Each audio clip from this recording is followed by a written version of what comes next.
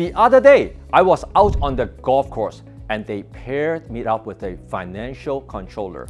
As it often happens these days, we got to talk about the real estate. He told me he's a very conservative person, never want to jump into the real estate. He was waiting for the perfect moment when high interest rates would force homeowners to sell at bargain prices.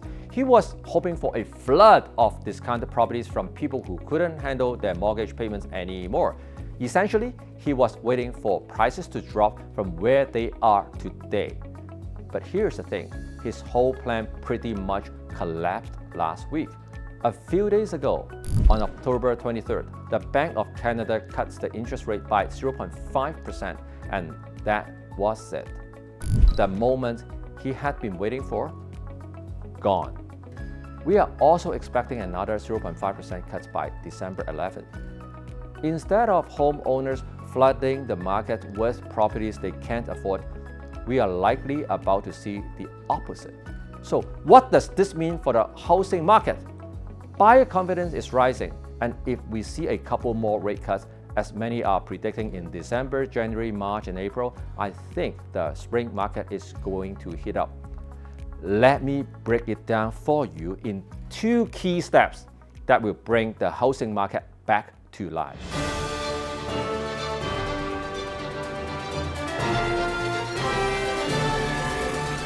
Step number 1, shrinking supply. Let's start with the basic. Many homeowners locked in ultra-low mortgage rates before the pandemic, and now a lot of them are facing mortgage renewals in the next 12 months. If rates had stayed high, many of those homeowners would have been in trouble.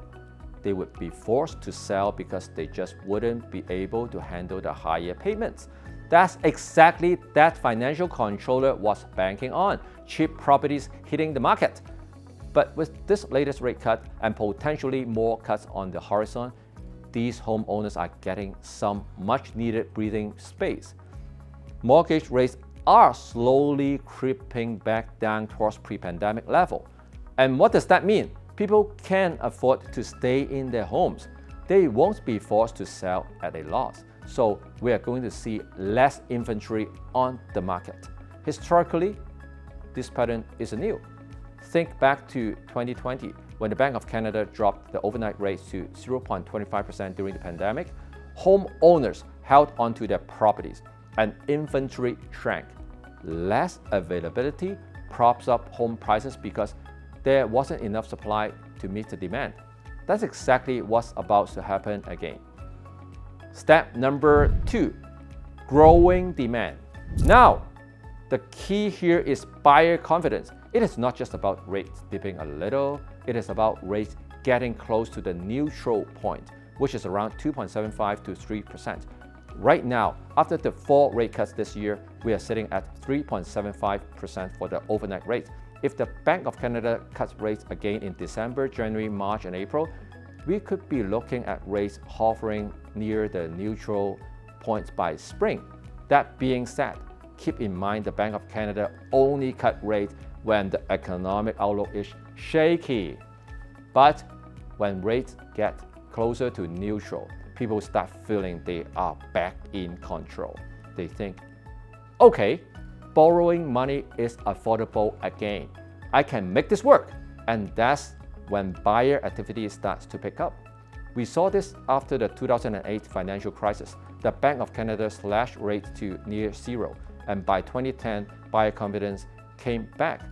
Prices in markets like Toronto and Vancouver surged because suddenly borrowing was cheap and nobody wanted to miss out. By spring next year, with supply tightening and rates getting closer to neutral, we are going to see a wave of FOMO hit the market.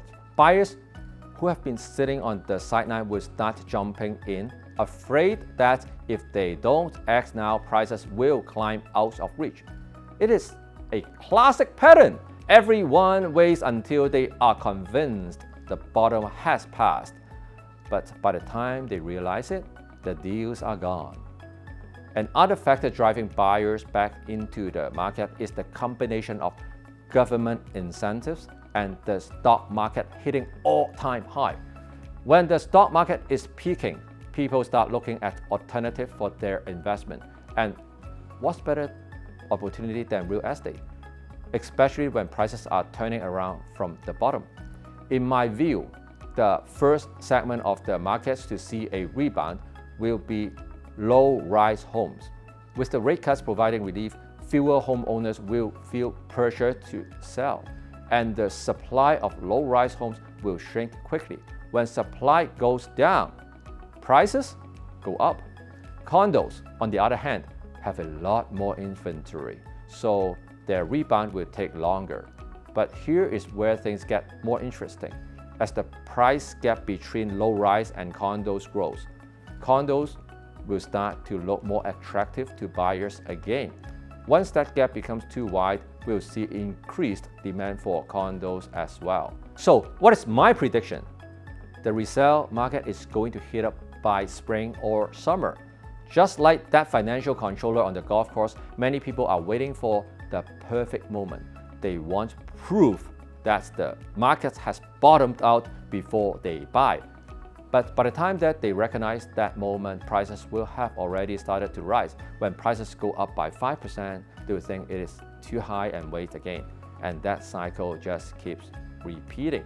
So here is my advice. If you are a seller, if you can afford to hold off, don't sell right now. We are on the verge of some significant changes, and by spring, you could be looking at higher offers than you can get today. For buyers, this is your window of opportunity. Right now, you still have some negotiating power, especially deep in winter time. But that's going to change. By next year, we could be looking at a much more competitive market, with prices potentially rising by 5% or more by end of next year. If you are in a position to buy now, I would say go for it while you can still negotiate a bit on the price. Because once confidence returns and everyone jumps back into the market, sellers will adjust their prices. That's where things stand. The rate cut is here. Buy confidence is growing, and the market is about to get very interesting. Keep an eye on the next few rate cuts. They are going to be the final push that brings the market back to life. Make sure to subscribe and hit the bell if you want to stay updated on the latest market trends.